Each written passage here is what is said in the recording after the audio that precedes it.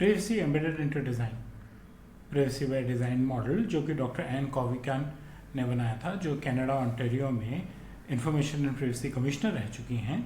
उनके मॉडल का ये तीसरा फंडामेंटल प्रिंसिपल है और इस वाले वीडियो में हम इसके बारे में बात करेंगे। मेरे यूट्यूब चैनल में आपका स्वागत है। इस यूट्यूब चैनल पे हम अभी तक डेटा प्राइवेसी के बारे में काफ़ी वीडियो शेयर कर चुके हैं और आने वाले टाइम में और रोज़ नया कंटेंट डेटा प्राइवेसी के बारे में आपके साथ शेयर करते चलेंगे।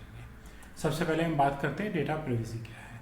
अगर आपको मेरी पर्सनल इन्फॉर्मेशन किसी काम से चाहिए और आप मुझसे रिक्वेस्ट करते हैं तो ये मेरा हक है कि मैं ये तय करूं कि मुझे आपके साथ अपनी इन्फॉर्मेशन शेयर करनी है कि नहीं, कितनी इन्फॉर्मेशन शेयर करनी है, क्यों शेयर करनी है।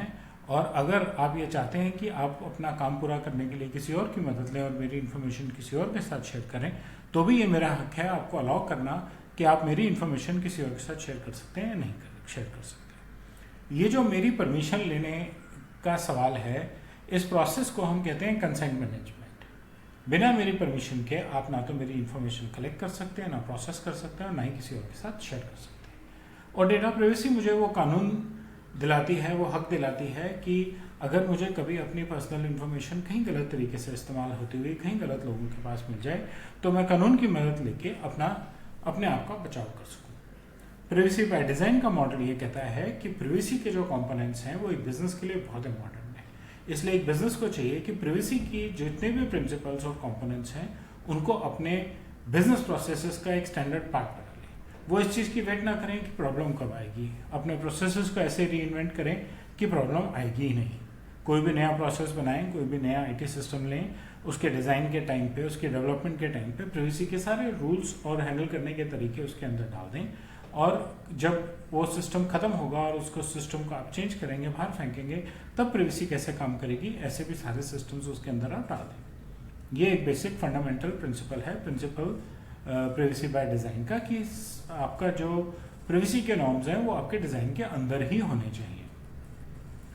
इसकी कुछ की कंपोनेंट्स हैं, आइए उनके बारे में बात करें। आप अपने IT सिस्टम्स को रीइन्वेंट करें, अपने बिजनेस प्रैक्टिसेस को रीइन्वेंट करें, जिससे कि डेटा शेयर करते ही शेयर करने वाले को ये कॉन्फिडेंस रहे आपके ऊपर कि आप उसके डेटा को मिसयूज नहीं करेंगे या गलत जगह शेयर नहीं करेंगे, उसी काम के लिए यूज करेंगे जिस काम के लिए आपने उससे मांगा है।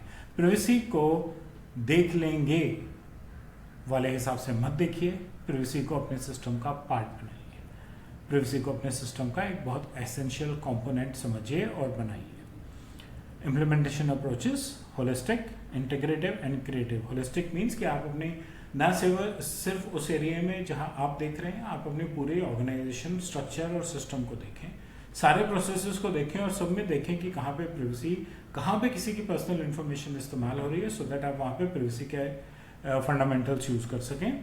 अपने स्टेक होल्डर्स को भी इन्वॉल्व करें, उनसे कंसल्ट करें, इसको हम इंटीग्रेटिव कहते हैं। और क्रिएटिव का मतलब है कि आप जो एग्जिस्टिंग सिस्टम्स हैं उनको बदल के या उनका अल्टरनेट मत दीजिए, आप उनको ही इम्प्रूव कीजिए, उनको रीइन्वेंट कीजिए, जिससे कि वो लोग जो आपकी कंपनी में काम कर रहे हैं और जिनको आपके साथ प्राइवेसी पे काम करना है, उनको तसल्ली हो, उनको खुशी हो, उनको तरीका समझ आए और वो प्राइवेसी पे आपके साथ काम कर सकें।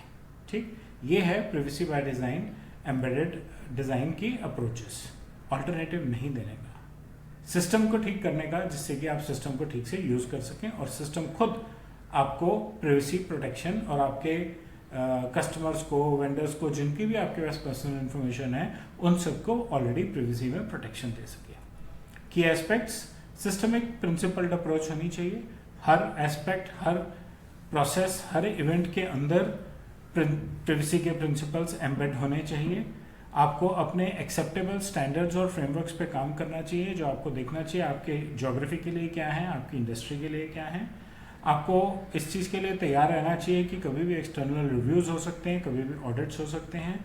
आपको फेयर इन्फॉर्मेशन प्रैक्टिसेस अप्लाई करनी चाहिए। इनकी डिटेल में हम एक अलग से वीडियो भी बनाएंगे, लेकिन इनका मतलब ये है कि आपने सही तरीके से डेटा कलेक्ट किया है, सही तरीके से स्टोर कर रहे हैं, यूज़ कर रहे हैं, प्रोसेस कर रहे हैं, शेयर कर रहे हैं और ज़रूरत पड़ने पर डिलीट कर रहे हैं, और यूज़र को फेयरली, ट्रांसपेरेंटली दिखा रहे हैं कि उसकी इन्फॉर्मेशन आप कैसे यूज़ कर रहे हैं। वो फेयर इन्फॉर्मेशन प्रैक्टिसेस के अंदर कवर होता है। हर एक स्टेप और हर एक ऑपरेशन को कवर कीजिए। प्राइवेसी के थ्रू, प्राइवेसी के डिज़ाइन में कोई भी चीज़ छोड़िए मत अपनी कंपनी की। प्राइवेसी इम्पैक्ट असेसमेंट कंडक्ट कीजिए अपनी कंपनी में, क्या इम्पैक्ट है प्राइवेसी का आपकी कंपनी पे, उसके रिजल्ट्स पब्लिश कीजिए, उसमें देखिए क्या गैप्स हैं, कहाँ रिस्क हैं और उनको आप कैसे मिटिगेट करेंगे। कल को कोई दिक्कत आएगी तो आप कैसे संभालेंगे। या आप एक काम कीजिए, आपको जो दिक्कत आती नज़र आ रही है आज आप अपना वर्किंग सिस्टम उस हिसाब से चेंज कर दीजिए कि वो दिक्कत ना आए। उस रिस्क को मिनिमाइज करने के लिए अपने मैट्रिसेस को चेंज कीजिए, लेकिन अपने वर्किंग सिस्टम्स को डाउनग्रेड मत कर दीजिए। ठीक, अपने वर्किंग सिस्टम्स को डाउनग्रेड मत कीजिए, अपने वर्किंग सिस्टम्स को वैसे ही रखिए, लेकिन उसमें से प्राइवेसी के रिस्क को मिटिगेट करने का सिस्टम बनाइए। एम्बेड बाय डिज़ाइन वाले प्रिंसिपल के बारे में इतना ही, बाकी प्रिंसिपल्स के बारे में भी हम आगे वाले वीडियोस में बात करेंगे। आपको मेरा कंटेंट अच्छा लगा तो बेल और लाइक बटन दबाइए, मेरे चैनल से सब्सक्राइब कीजिए। डेटा प्राइवेसी पे बहुत सारा कंटेंट है मेरे पास और आगे चल के रोज़ फ्रेश कंटेंट आएगा डेटा प्राइवेसी पे। अपना फीडबैक कमेंट बॉक्स में ज़रूर शेयर कीजिएगा। धन्यवाद।